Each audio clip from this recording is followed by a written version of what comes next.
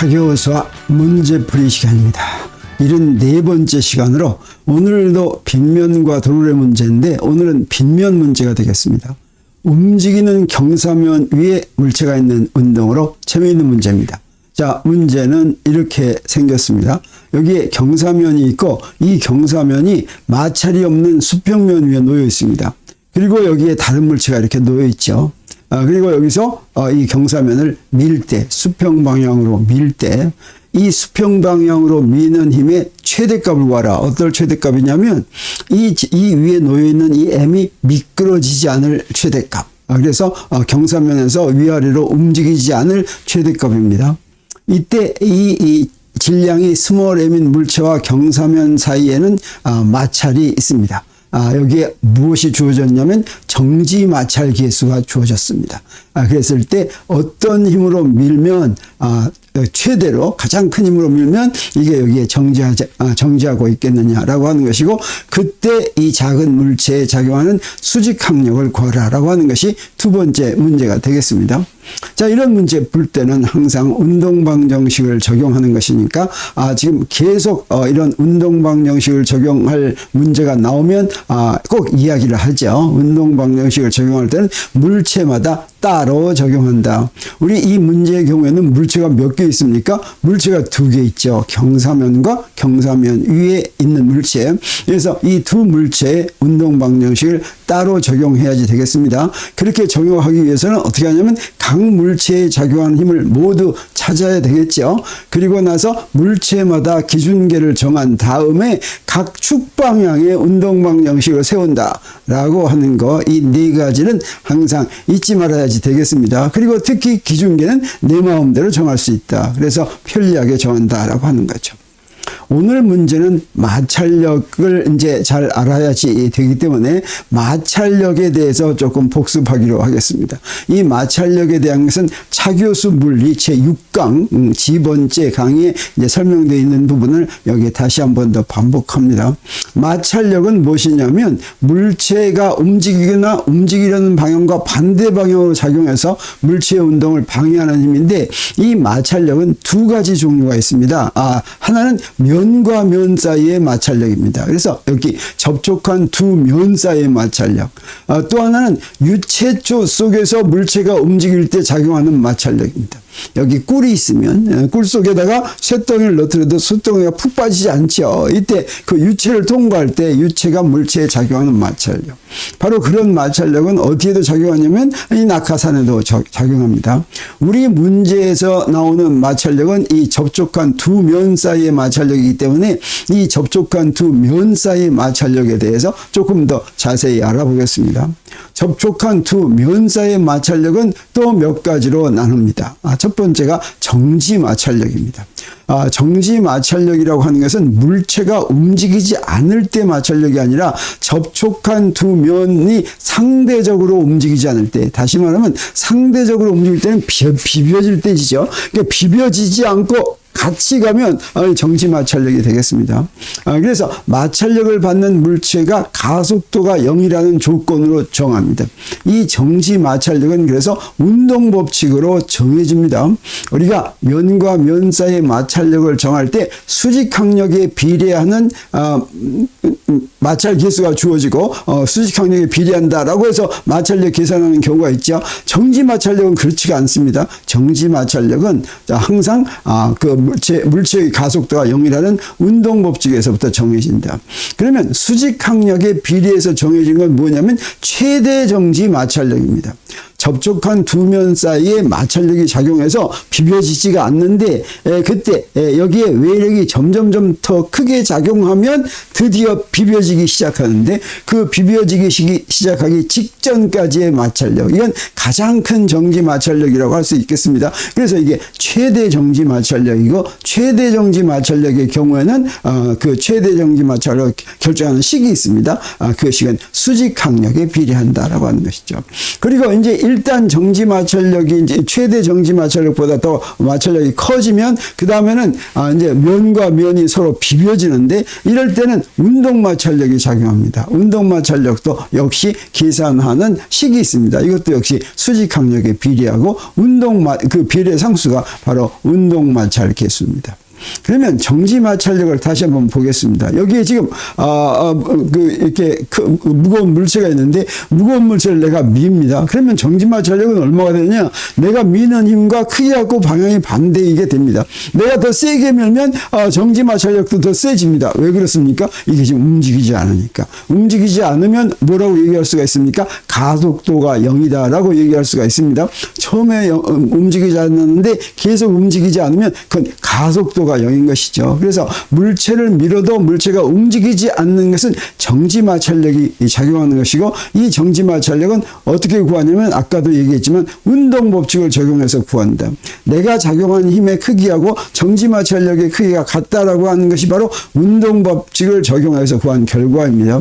그러면 운동 법칙을 적용하기 위해서는 이 물체에 작용한 힘을 다 구해야 되겠죠. 무슨 힘이 작용합니까? 밑으로 중력이 작용하고 위로 수직 항력이 작용하고 그다음에 내가 미는 힘이 작용하고 그다음에 반대 방향으로 마찰력이 작용하죠.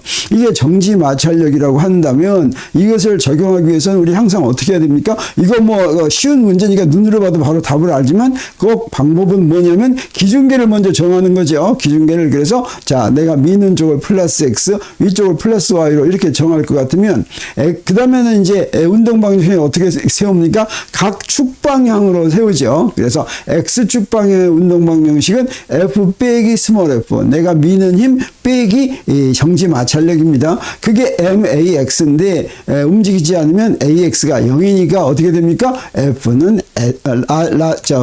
정지 마찰력은 내가 밀어준 힘하고 같다. 크기가 같다라고 하는 것이죠. 그래서 정지 마찰력의 크기는 내가 밀어준 힘의 크기와 같다고 하는 것은 지금 이렇게 뉴턴의 운동 법칙을 적용해서 우리가 아는 것입니다. 그러면 최대 정지 마찰력은 어떻게 되느냐? 내가 민 힘이 점점 커지면 정지 마찰력이 커진다 그랬죠. 근데 이게 더 이상 커지지 못하고 이제 물체가 미끄러지기 시작하는 직전에 그것이 최대 정지 마찰력인데 이 최대 정지 마찰력은 식으로 주어집니다. 다시 말하면 수직 항력에 비례한다.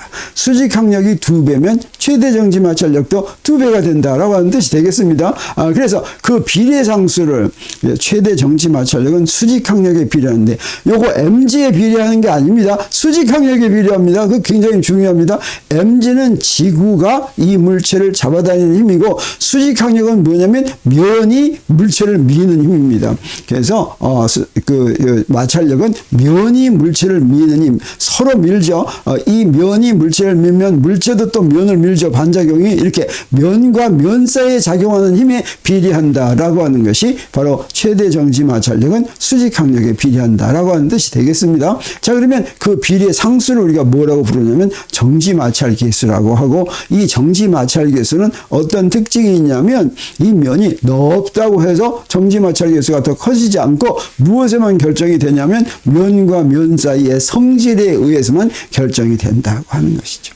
그러면 운동 마찰력은 이제 최대 정지 마찰력을 지나서 물체가 움직이기 시작하면 운동 마찰력이 적용하는데 운동 마찰력도 어떻습니까? 수직 항력에 비례한다라고 하는 것이죠. 그래서 수직 항력에 비례한다고 하는 것은 우리 식으로 주어집니다. 그래서 운동 마찰력이 수직 항력에 비례하고 그 비례 상수를 운동 마찰 계수라고 하는데 이 운동 마찰 계수는 어떤 특징이 있냐면 이것도 접촉면의 넓이와 관계가 없습니다. 면과 면 사이의 성질에 의해서만 결정이 되는데 정지 마찰 계수보다 약간 작은 그런 특징이 있다고 하는 것이죠.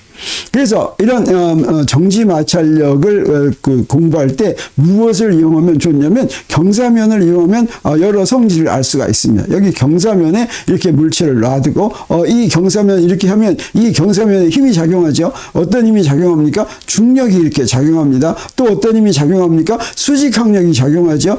그리고 이게 이런데도 불구하고 이러면 어떻습니까? 이 두 개의 합력은 경사면에 따라서 그래서 아랫방향으로 이렇게 내려가게 되죠. 요거 밑으로 내려가야 되는데 밑으로 내려가지 않는다고 하는 사실은 바로 무엇 때문입니까? 이거한테 정지마찰력이 작용한다는 뜻이고, 정지마찰력은 이렇게 작용하겠습니다.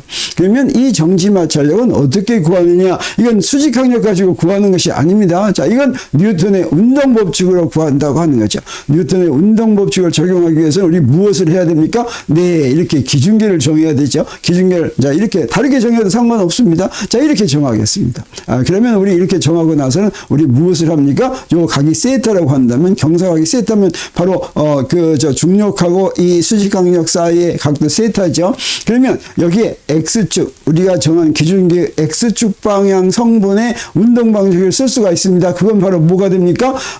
여기 정지마찰력이 플러스니까 플러스 빼기 mg 사인 세타, 그렇죠? 그게 max인데 가속도가 0이니까 어떻게 됩니까? 우리 이 정지마찰력은 무엇과 같습니까? mg 사인 세타와 같다라고 하는 걸 우리가 알 수가 있고, 이 경사각이 점점 커지면 사인 세타는 어때요? 0도에서부터 점점 커지면 점점 커지는 숫자죠. 그래서 경사각을 크게 하면 정지마찰력도 점점 커진다라고 하는 걸 우리가 알 수가 있겠습니다. 그러면 어떤 순간이 되면, 그러면 어떻게 돼요? 점점 커지다가 미끄러져 내려오기 시작하겠죠. 그래서 미끄러져 내려오는 직전의 경사각을 세타 m이라고 한다면, 그러면 그때 작용하는 것이 바로 최대 정지 마찰력이 되겠습니다. 그래서 경사각 세타가 세타 m보다 더 커지면 그 순간 물체가 내려오기 시작한다고 한다면 fs가 바로 최대 정지 마찰력이 되는 것이고, 그러면 우리 여기서 무엇을 생각할 수가 있냐면, 상자에 작용하는 X축 방향의 성분 식을 쓰면 어떻게 됩니까? 여기 fx는 fx 빼기 mg 사인 세타는 max 이렇게 쓰는 거죠. 그러면 y축 방향의 성분 또 어떻게 됩니까? y축 방향의 성분 여기에 n 빼기 mg 코사인 세타는 may 이렇게 되죠. 근데 이 두 개가 다 0이니까 우리 뭘 알 수가 있습니까? fs는 mg 사인 세타임이라는 걸 알 수가 있고, 이건 이제 최대 정지 마찰력의 크기를 이렇게 구했습니다. 그리고 여기에 수직항력은 mg 코사인 세타임이라는 걸 알 수가 있는데, 우리 최대 정지 마찰력은 수직항력에 비례한다라고 하는 걸 우리가 알고 있죠. 그래서 그 비례한다라고 하면 이렇게 쓸 수가 있는데, 우리 아까 여기 수직항력도 이렇게 정해놓고 여기 최대 정지 마찰력도 이렇게 정해놨으니까 여기서부터 우리 뭘 구할 수가 있냐면, 요 최대 정지 마찰계수, 정지 마찰계수를 정할 수가 있죠. n분의 fs 하면 어떻게 됩니까? 요 n분의 ss 하니까 어떻게 돼요? 탄젠트 세타 m 이렇게 되죠. mg는 지워지고. 그래서 여기 경사면이 있는데, 경사각이 어떤 최대 각까지 한 다음에 미끄러지기 시작했다고 한다면, 미끄러지기 직전의 경사각의 탄젠트가 바로 최대 정지 마찰계수다라고 하는 걸 알 수가 있고, 경사면을 이용해서 우리가 두 면 사이의 정지 마찰계수를 측정할 수가 있는 이런 방법을 우리가 알게 됐어요. 자, 그래서 이 정도로 마찰력에 대해서 상식을 가지면 우리 문제를 쉽게 풀 수가 있습니다. 자, 우리 문제 이렇게 있으면 아까도 얘기했지만 물체가 두 개가 있다고 그랬죠. 그래서 먼저 경사면 위에 있는 물체에 이제 운동 방식을 적용하기 위해서 이 물체에 작용하는 힘을 전부 다 찾아야 되겠습니다. 자, 어떤 힘이 있습니까? 아래 방향으로 중력이 있죠. 그리고 또 뭐가 있습니까? 요 경사면의 수직인 방향으로 수직항력이 있죠. 이 수직항력은 스몰 n으로 표현하겠습니다. 나중에 이 경사면에 대한 수직항력을 라지 n으로 표현하려고 일부러 스몰 n으로 표현했습니다. 그리고 나서 우리 이제 이 F로 밀려고 하는데, 여기 가만 놔두면 요거 밑으로 내려가려고 하겠죠. 그러면 정지마찰계수는 어떻게 됩니까? 위로 작용하죠. 그런데 우리 아까 최대 정지마찰계수를 문제에서 줄 때 탄젠트 세타보다 작다고 했습니다. 우리 이 경사각이 세타면 그것의 탄젠트 세타가 바로 탄젠트 세타일 때 이제 내려오기 시작했다면, 최대 정지 마찰력이 됐다면 그게 바로 뭐가 됩니까? 정지 마찰 계수가 되죠. 그래서 지금 세타일 때인데, 그 세타일 때 최대 정지 마찰력을 하는 그 마찰 계수보다는 이 문제에서 마찰 계수가 더 작다라고 하는 뜻이 되겠습니다. 그러면 마찰 계수가 더 작기 때문에 요 세타에서 놔둘 것 같으면 요 정지 마찰 계수가 밑으로 내려오는 mg 사인 세타보다 작아서 이건 항상 밑으로 내려오게 됩니다. 그래서 문제에서는 여기서 밀면 어떻게 됩니까? 요거 밀면 그때는 요 물체가 이제 세게 밀면 밑으로 내려오는 게 여기 F로 밀지 않으면 요건 밑으로 내려오는데 그러지 않고 내가 세게 밀 것 같으면 요거 위로 올라가려고 하죠. 그 위로 올라가려고 하면 그러면 마찰력이 어떤 방향으로 작용합니까? 아랫방향으로 작용하죠. 그리고 밀면 밀수록 아랫방향으로 작용하는 마찰력이 더 커지는데 그때 여기에 움직이지 않을 최대로 움직이지 않는데 최대로 큰 F를 구하라는 게 우리 문제죠. 그래서 요 마찰력 지금 어디로 작용하게 해야 되냐면 요 아랫방향으로 작용하게 이렇게 마찰력을 정해야 되겠습니다. 그리고 뉴턴의 운동방향 의식을 적용하기 위해서 우리 이제 기준계를 정하는데 이때 기준계는 어떻게 정하는 게 좋냐면 이렇게 정하는 게 좋습니다. 왜 그러냐면 우리 지금 이 경사면의 운동과 같이 생각해야지 됩니다. 이 같이 생각할 때 이렇게 정하는 것이 더 편합니다. 그래서 이렇게 정해 놓고서 X축 방향의 운동방향 의식을 세우도록 하겠어요. 그러면 X축 방향의 운동방향 의식은 어떻습니까? 여기 mg 빼고 나머지는 다 X축 방향의 성분이 있죠. 그랬을 때 수직 항력에 대한 건 사인 세타가 되겠습니다. 사인 세타. 그 다음에 그 마찰력에 대한 건 코사인 세타가 돼요. 그래서 n 사인 세타 더하기 f 코사인 세타는 max 이렇게 되겠습니다.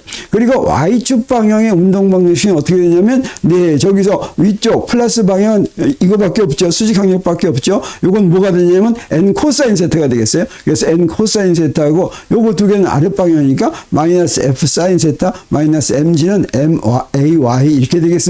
이걸 두 번째 식이라고 하겠습니다. 그리고 이제 경사면에 작용하는 힘을 다 찾겠습니다. 자, 경사면에 대해도 이제 뉴턴의 운동 방식을 적용해야 되죠. 어떤 힘이 있겠습니까? 이 경사면의 질량에 의한 중력이 있겠죠. 자, 이렇게 해서 mg가 이렇게 있습니다. 그리고 요 밑에 수평면이 떠받치는 수직항력이 있겠죠. 그 수직항력은 라지 n으로 이렇게 쓰겠습니다. 그 다음에 뭐가 있냐면, 자, 요 작은 물체, 질량 mn 물체에 작용하는 요 스몰 f는 경사면이 요 물체에 작용하는 힘입니다. 그래서 요거의 반작용은 바로 뭐겠어요? 물체가 경사면에 작용하는 거죠. 그래서 요거가 크게 갖고 방향이 반대인 마찰력이 이렇게 작용해야지 되겠습니다. 그리고 이 수직항력도 바로 뭡니까? 경사면이 요 물체를 위로 올리는 거죠. 요거의 반작용은 어디에 작용합니까? 요 경사면에 작용하죠. 그래서 반대 방향으로 이렇게 작용해야지 되겠습니다. 그리고 여기다가 내가 밀어주는 힘 F가 있으니까 자 이렇게 하나 둘 셋 넷 다섯 개의 힘이 작용하고 그 다음에 요것들 기준계는 역시 똑같이 우리 수평 방향을 X축 윗방향을 Y축 이렇게 정하고 나서 X축 방향의 운동 방향식을 세우기로 하겠습니다. 그러면 어떻게 됩니까? 플러스인 힘은 플러스 F밖에 없죠. 그 다음에 이 두 개는 다 마이너스 힘이니까 F 마이너스 N 사인 세타 빼기 F 코사인 세타는 MA 그러겠습니다. 여기 AX와 AY는 요거 조그만 물체의 가속도의 X축 방향 성분, Y축 방향의 성분이고 요 A는 큰 물체의 수평 방향 가속도라고 하겠어요. 왜 그러냐면 큰 물체의 경우에는 수직 방향은 어떻습니까? 움직이지 않죠. 그건 이제 가속도가 0이죠. 그래서 여기는 가속도 하나만 필요하니까 그냥 A라고 이렇게 썼습니다. 그러면 Y축 방향의 운동 방식이 어떻게 되냐면 요 플러스인 건 뭐가 되겠어요? 플러스 N이 있죠. 플러스 N 빼기 mg가 있죠. 그 다음에 f의 n은 뭡니까? 마이너스죠. 그래서 마이너스 n 코사인 세타, f는 플러스죠. f 사인 세타. 그 다음에 가속도는 0이니까 그냥 0 이렇게 썼습니다. 이렇게 해서 식 4개가 이렇게 나왔습니다. 그리고 나서 이제 이 물체가 경사면 위에서 미끄러지지 않을 조건은 뭐겠습니까? 지금 내가 밀어주면 경사면과 물체는 같이 가고 있죠. 같이 가고 있는데 미끄러지지 않을 조건은 바로 뭐냐면 그 물체의 가속도가 경사면의 가속도와 같다고 하는 게 조건이겠죠. 그래야지 이게 미끄러지지가 않죠. 그래서 경사면 위에 물체가 미끄러지지 않을 조건은 첫 번째 조건은 뭐냐면 AX가 A와 같아야 되겠습니다. AX는 바로 무엇입니까? 질량이 m인 경사면 위의 물체가 X축 방향으로 가는 가속도죠. 이게 경사면의 가속도와 같아야 되겠어요. 그래서 요 AX가 A하고 같아야 되니까 요걸 이렇게 바꿔 쓰겠습니다. A로 이렇게 바꿔 쓰겠습니다. 그리고 AY는 뭐와 같아야 되겠어요? 경사면의 Y축 방향의 가속도는 0이니까 요것도 0이어야 되겠죠. 그래서 AY는 0 이렇게 되니까 요것도 여기다가 0이라고 이렇게 바꿔 쓰겠습니다. 그러면 이렇게 식 4개가 있으니까 요 4개를 가지고 하는데 그래서 요 2개를 더하면 더하면 요식과 요식, 1식하고 3식을 더하면 어떤 식이 나오냐면 바로 요 라지 F는 내가 밀어주는 힘은 요거 1식하고 3식을 보면 여기 플러스 F 코사인 세타고 여기 마이너스 F 코사인 세타. 그 다음에 플러스 N 사인 세타는 여기 마이너스 N 사인 세타. 이렇게 상세대에서 없어지죠? 당연히 그렇죠. 작용하고 반작용 관계인데 두 개를 더해놨으니까 없어졌습니다. 그리고 우변은 어떻게 됩니까? 우변은 요거 두 개 A가 똑같은데 라지 M 더하기 스몰 m A 이렇게 됐습니다. 우리가 구하는 게 지금 저 라지 F 내가 밀어주는 힘을 구하는 거죠. 그래서 우리 A만 구하면 자, 이 라지 F를 내가 밀어주는 힘을 구할 수 있다고 생각할 수가 있겠습니다. 자, 그러면 이제 경사면 위의 밀체가 미끄러지지 않으면서 F가 최대일 조건은 바로 뭐겠습니까? 자, F를 점점 크게 할 것 같으면 이 정지마찰력이 가장 클 때는 어떤 정지마찰력이 됩니까? 이 정지마찰력이 최대 정지마찰력이 되고 그보다 더 커지면 미끄러지는 거죠. 그래서 이 F가 최대 정지마찰력이 되는 조건이 바로 F가 최대일 조건이 되겠습니다. 다시 말하면 F가 μs가 주어졌으니까 μsn 하는 게 이게 최대 마찰력이죠. 자, 그렇게 될 조건. 그러면 저기 F에다가 바로 이걸 집어넣겠습니다. 그러면 1식에다가 F에다 바로 이 최대가 될 조건을 집어넣을 것 같으면 μsn 이렇게 집어넣습니다. 그걸 6식이라고 하겠습니다. 그리고 여기 2식에도 F가 있으니까 2식에도 역시 μsn을 이렇게 딱 집어넣겠습니다. 그래서 이걸 7식이라고 할 것 같으면 우리 이렇게 식 3개가 있는데 여기서부터 우리 뭘 구할 수가 있냐면 A를 구할 수가 있습니다. 그래서 7식에서 먼저 우리 뭘 구하냐면 여기에서 수직항력을 구하겠어요. 왜냐하면 여기 수직항력만 알면 A가 구해지죠. 그러니까 7식에서부터 수직항력 구하면 되겠습니다. 7식에서 수직항력을 구하면 어떻게 돼요? 여기 코사인 세타 빼기 μs 사인 세타 분의 mg 이렇게 되는데 요게 바로 F가 최대일 라지 F가 내가 밀어주는 힘이 최대일 때 스몰 작은 물체가 받는 수직항력이 되겠어요. 그리고 B번 답을 먼저 구한 겁니다. 지금 B번에서 요거 물어봤죠. 자, 이렇게 수직항력을 알 것 같으면 자 6식에다가 이걸 이 팔을 6식에다 대입하면 어떻게 됩니까? A가 나오죠. 여기다 대입하니까 어떻게 되냐면 네, 저 A는 여기서 A는 n분의 하고서 여기 n으로 빠지니까 n분의 n 코사인 세타 더하기 μs 코사인 사인 세타 더하기 μs 코사인 세타인데 저 n 구한 걸 대입합니다. n 구한 걸 대입하면 m은 지워지고 뭐가 됩니까? g 곱하기 이런 게 되죠. 그리고 요 구식, 요 a를 구했으니까 구식을 어디다 대입해요? 5식에다 대입하면 그러면 이제 f가 나옵니다. 그래서 라지 f는 이렇게 됐고 이게 바로 A번의 답이다라고 할 수가 있겠어요. 그래서 답을 구했습니다. 두 개를 답을 다 구했습니다. 자, 이 답이 그럴듯한지 보기 위해서 우리 적당한 그 숫자 값을 한번 해보겠어요. 그래서 어떤 숫자 값을 하냐면 이 경사각이 45도로 하겠습니다. 그리고 경사면의 질량이 이 작은 물체의 질량은 2배라고 하겠어요. 그러면 최대로 밀어주는 힘은 얼마가 될까? 그 다음에 수직항력은 얼마가 될까? 자, 이거 그대로 대입하면 되겠죠.